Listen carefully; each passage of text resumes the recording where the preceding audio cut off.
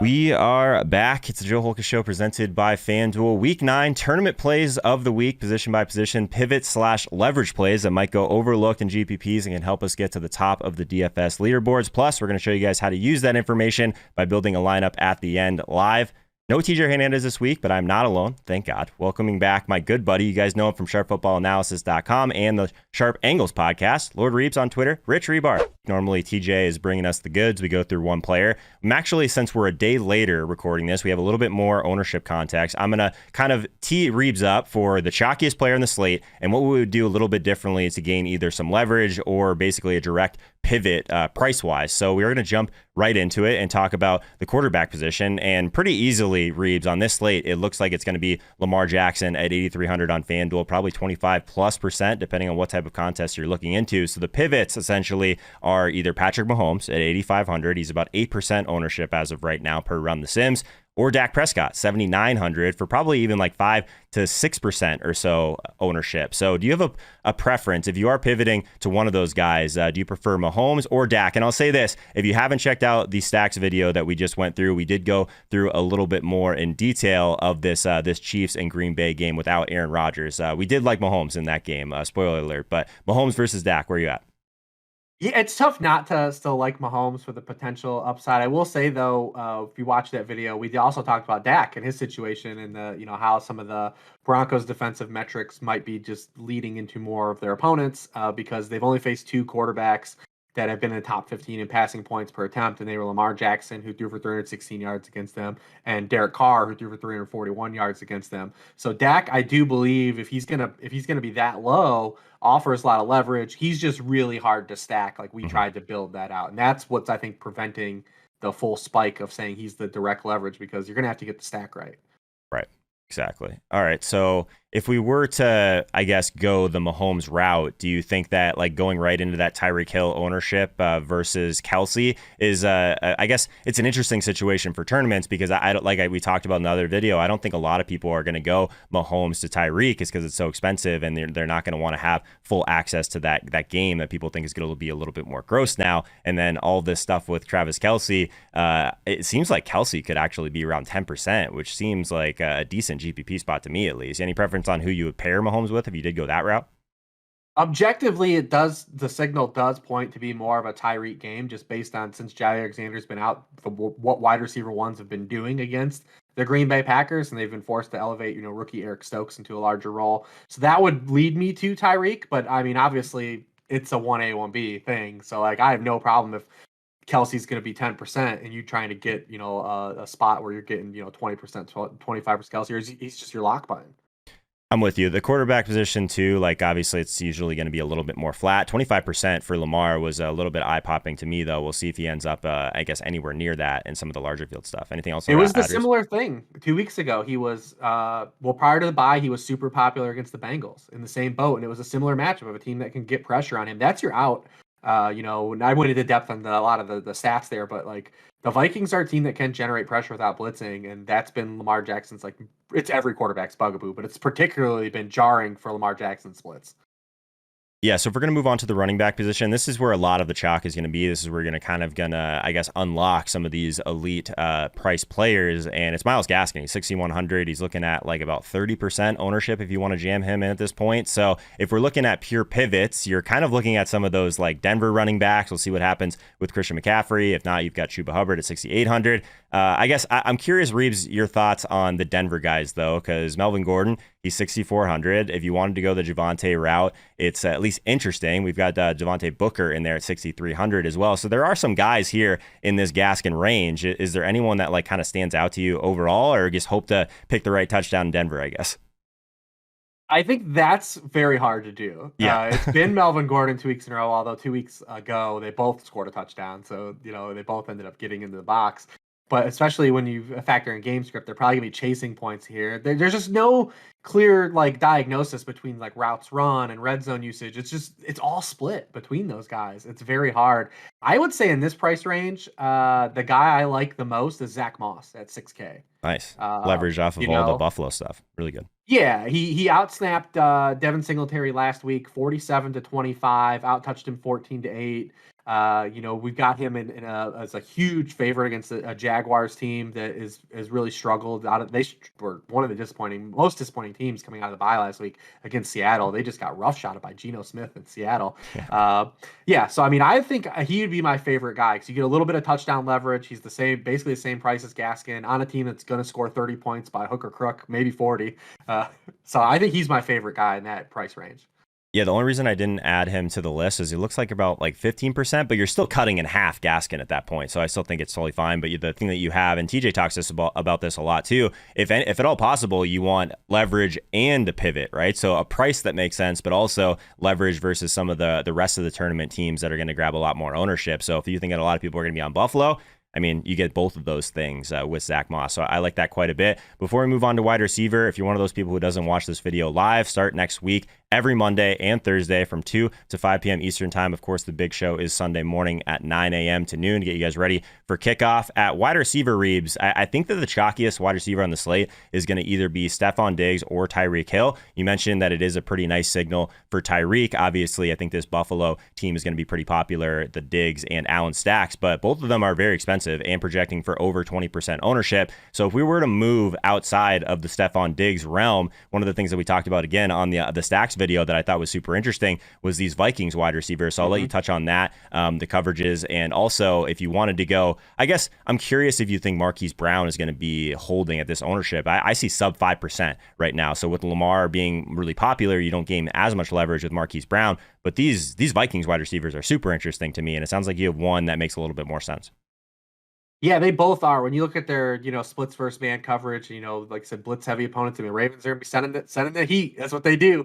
They're going to, Kirk Cousins is a guy you want to send heat at as well. But if you don't get home, we have a situation a couple weeks ago, very similar defensive styles.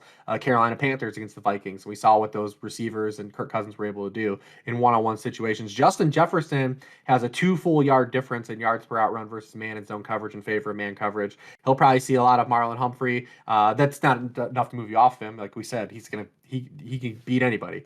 Adam Thielen is gonna get really kicked up because we saw it happen against Carolina game. Like, one, he's great against man coverage, and then 2, he's gonna get the better end of the stick. Going against Anthony Everett, who's been targeted more than any quarterback in the NFL, and they've had a bye week. So I mean, it sets up really well, I think, for the Vikings pass catchers to be really great tournament pivots. And game stacks with this. I mean, you can play. I think you can play a double with these guys and Marquise Brown.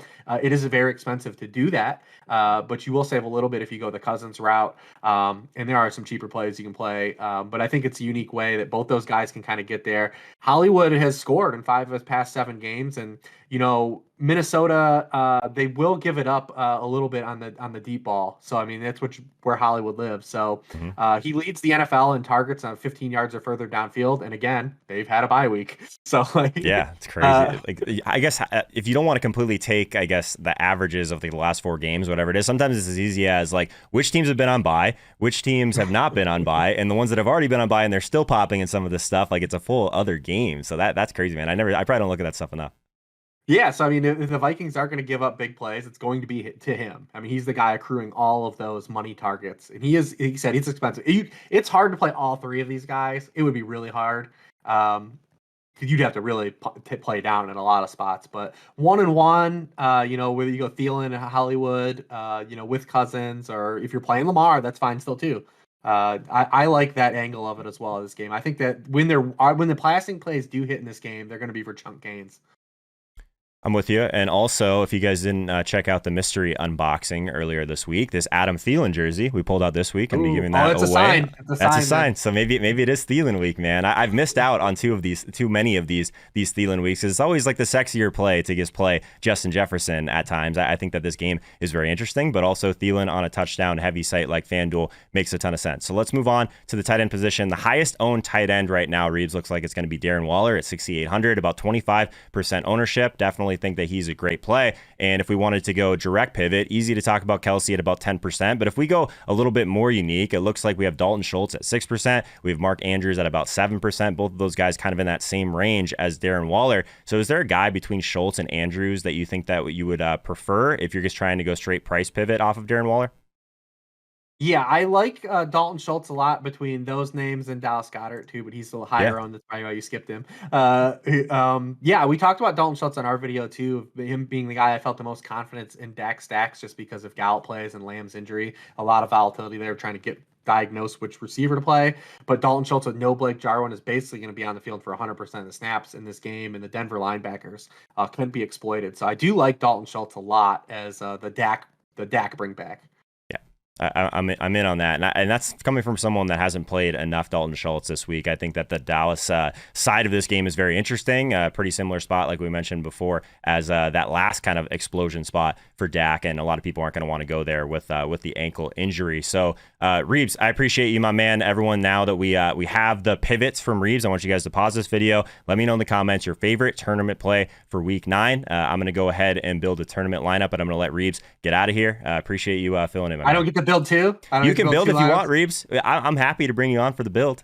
I mean, listen, I'll hang around for the build. Can I hang around for the build? You can be directly involved with the build, Reeves. So I don't want to basically be building two lineups, but I will see what you do. Well, I'll play this one technically, but I'll let you be here to kind of guide me along the way, because I haven't played in the listener league yet, at least a specific one. $5 rake free, all that good stuff. FanDuel.com/Holka. Reeves has kind of been talking me into a few different situations that I kind of like so far. Always trouble. Yeah. So the one thing that I kind of keep going back to this week is this Minnesota side of the Ravens game. I very rarely play Kirk Cousins. I'll say that. So I am going to start with a mini actually and see where this leads me. I'm going to go with both of those guys. I'm going to go Thielen and I'm going to go Jefferson.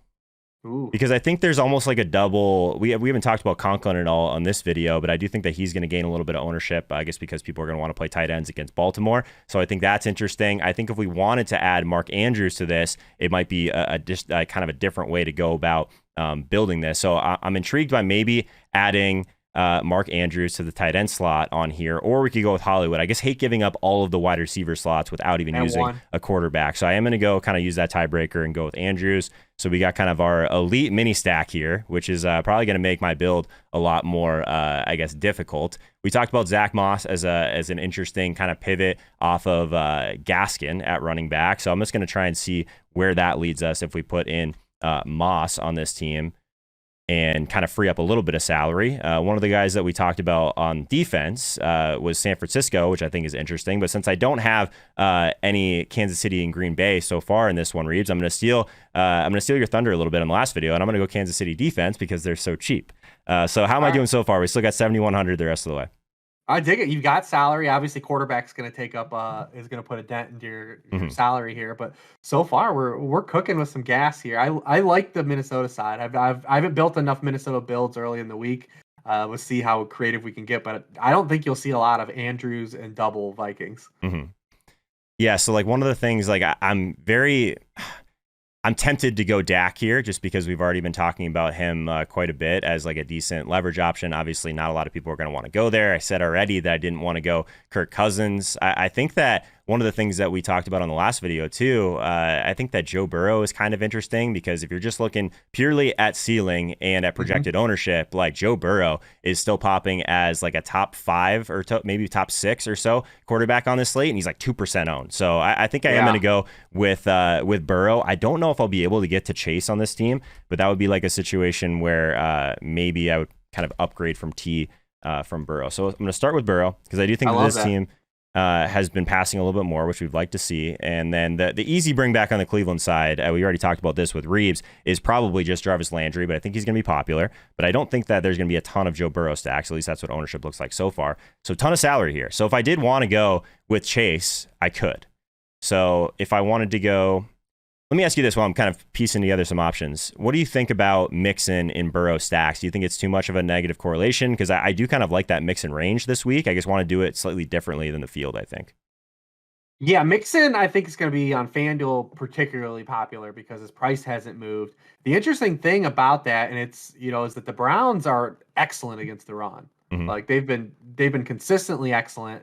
And we've seen Mixon against some spots where he's had to go up with tough run Ds, kind of really, not get there completely, like against the Ravens a couple weeks ago. The wild card for Mixon is that his usage in the passing game is so volatile. Like he has these games where he gets 6 targets, and then the next week he gets 1 target. And True. so there's no consistency. Dalvin Cook's been like that a lot this year too, where these guys just aren't getting used in the pass game as regularly as we want. But 2 of the past 3 games, he's caught 4 more passes.